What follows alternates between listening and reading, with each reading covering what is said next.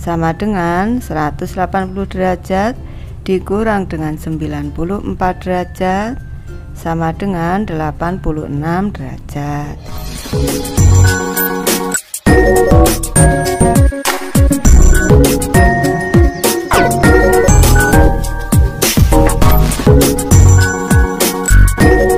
Kembali belajar bersama Bu An. Patut kita bersyukur kepada Tuhan anak-anak, karena pada kesempatan kali ini kita bisa bertemu dalam pembelajaran matematika. Materi ini untuk anak-anak ibu yang kelas 8. Kita akan belajar uji capaian pembelajaran 2 anak-anak, soal nomor 11-20. Baik, ibu langsung membahas. Uji capaian pembelajaran 2, soal A, pilihlah satu jawaban yang tepat. Ibu lanjut membahas soal nomor 11 anak-anak. Pada gambar di bawah, garis G sejajar H, panjang AB sama dengan BC, dan sudut ACS sama dengan 114 derajat. Kita cermati di sini garis G dan H sejajar. Ini AB sama dengan BC, membentuk segitiga ABC, segitiga sama kaki. Di sini sudut ACS 114 derajat, di sini sudut 3x derajat. Nilai X adalah, baik ibu bahas anak-anak, ini ibu sebut sudut A, di sini juga A karena di sini segitiga sama kaki, dan A ini merupakan dua sudut alas. Kita cermati A ditambah dengan 114 derajat, ini sama dengan 180 derajat anak-anak karena berpelurus. Berarti nilai A sama dengan 180 derajat dikurang dengan 114 derajat sama dengan 66 derajat. Selanjutnya di sini sudah ketemu 66 derajat.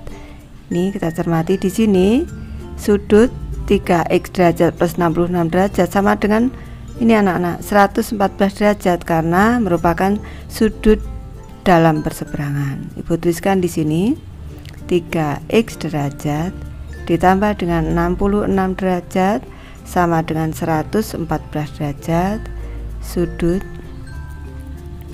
dalam berseberangan. Nih, misalnya sama berarti sama dengan 3x derajat sama dengan 114 derajat dikurang 66 derajat, berarti 3x derajat sama dengan 48 derajat anak-anak. Berarti X derajat sama dengan 48 derajat dibagi 3, berarti X derajat sama dengan 16 derajat, X nya sama dengan 16. Pilihan jawaban A yang tepat. Soal nomor 12, pada gambar berikut segitiga ABC dan segitiga PQR sama dan sebangun. Sama dan sebangun ini artinya sama dengan kongruen anak-anak, tepat sama.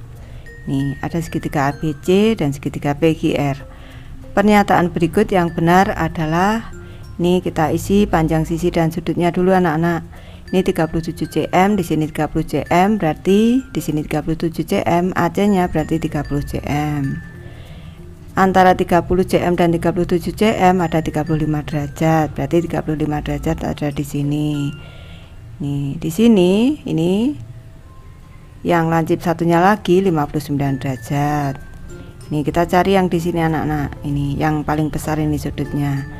Berarti besar sudut C ini sama dengan besar sudut R sama dengan 180 derajat dikurang dengan 35 derajat ditambah dengan 59 derajat sama dengan 180 derajat dikurang dengan 94 derajat sama dengan 86 derajat. Ini sudah ketemu 86 derajat, kita isikan. Sekarang kita cari satu persatu.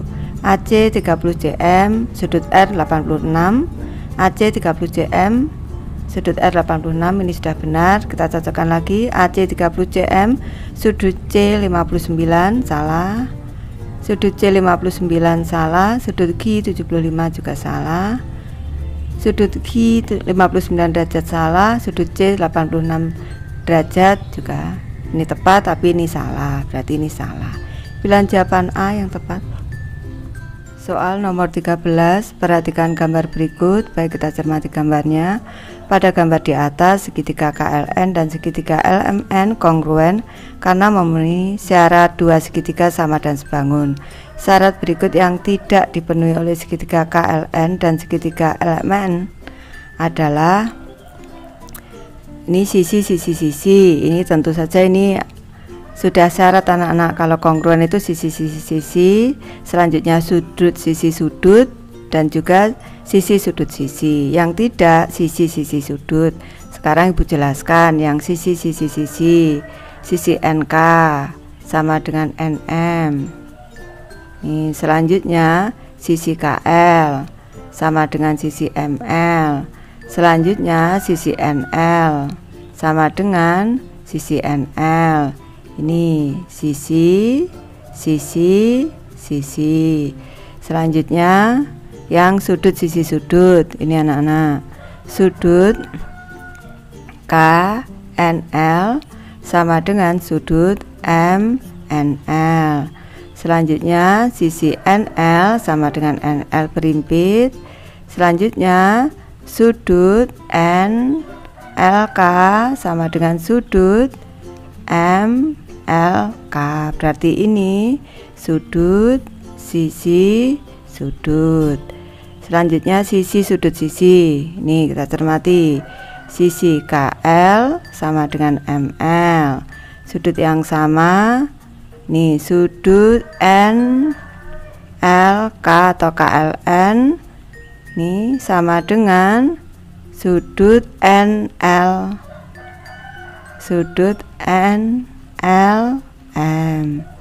Selanjutnya sisi lagi NL sama dengan NL. Ini berimpit. Berarti ini sudah kriteria sisi sudut sisi.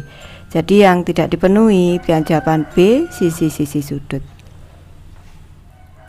Soal nomor 14, segitiga DEF dan segitiga RST yang sebangun diketahui bahwa sudut D 60 derajat, E 40 derajat dan sudut S 80 derajat. Pasangan sisi yang bersesuaian, ini yang sebanding adalah, baik kita masukkan dulu ini segitiga DEF dan segitiga RST. Ini anak-anak, kita isikan dulu sudut D 60 derajat, D 60 derajat. Selanjutnya sudut E 40 derajat yang lancip-lancip. Ini paling lancip. Selanjutnya sudut S di sini yang paling besar. Ini berarti 80 derajat anak-anak. Berarti di sini sudah bisa diketahui di sini 60 derajat. Di sini yang lancip paling kecil 40 derajat. Berarti sudut F di sini sama dengan 80 derajat. Nih, ini sudah bersesuaian. Ini sekarang kita bandingkan anak-anak. Nih, berarti DE. Ini kita bandingkan DE kita bandingkan dengan ini TR ini sama dengan DF. Nih, DF karena sisi-sisi yang bersesuaian perbandingannya sama, nah dibandingkan dengan ST. Ini sama dengan EF di sini. EF ini kita bandingkan dengan RS di sini. Ini perbandingannya sama anak-anak. Ini sudut-sudut yang bersesuaian sudah sama besar. Karena dia posisinya sebangun, ini perbandingannya sama. Berarti kita cermati pilihan jawaban D, DE per TR sama dengan DF dibanding ST sama dengan EF dibanding RS. Pilihan jawaban D yang tepat. Soal nomor 15, segitiga yang berukuran 12 cm, 8 cm, dan 16 cm akan sebangun dengan segitiga yang berukuran. Di sini ada pilihan jawaban A, B, C, dan D. Ini cara cepatnya Ibu seperti ini cara berpikirnya. Di sini ada 8 cm, di sini 16 cm. 16 cm ini 2 kali dari 8 cm. Kita cari yang 2 kalinya. Di sini 6 cm, di sini 12 cm. 12 cm 2 kali 6 cm. Sekarang kita bandingkan. Dari 12 dengan 9 atau 12 dulu. 12 per 9 nih sama dengan 12 dibagi 3 anak-anak, dibagi 3 berarti sama dengan 4/3 perbandingannya. Sekarang yang kedua, 8 dan 6. 8/6 sama dengan dibagi 2 berarti 4/3. Sekarang 16 dan 12. 16/12 dibagi 4 anak-anak, dibagi 4 berarti 4/3. Perbandingan sisi-sisinya sama besar, yaitu 4/3. Jadi pilihan jawaban yang tepat pilihan jawaban C. Soal nomor 16, pasangan sudut dalam berseberangan pada gambar di bawah adalah, baik kita cermati. Sekarang kita lihat satu persatu. AQP di sini nih dengan DSC, DSC. Nih di sini. Berarti ini ada dua garis jajar. Nih sejajar ini anak-anak. Ini posisinya ini dua. Ini sudut luar berseberangan anak-anak. Ini sudut. Karena yang di dalam di sini sudut luar berseberangan. Ini besarnya sama anak-anak. Maka ibu memberi tanda yang sama. Sudut RQC, sudut RQC di sini nih dengan sudut BSA, sudut BSA di sini nih. Ini benar anak-anak, ini sudut dalam berseberangan. Sudut dalam berseberangan. Ini bu koreksi lagi, sudut RQS di sini nih, RQS nih di sini anak-anak. Ini dengan BSC, ini tidak sama. Ini beri tanda silang. Ini tidak ada hubungan, anak-anak. Ini dua sudut ini. Selanjutnya PQA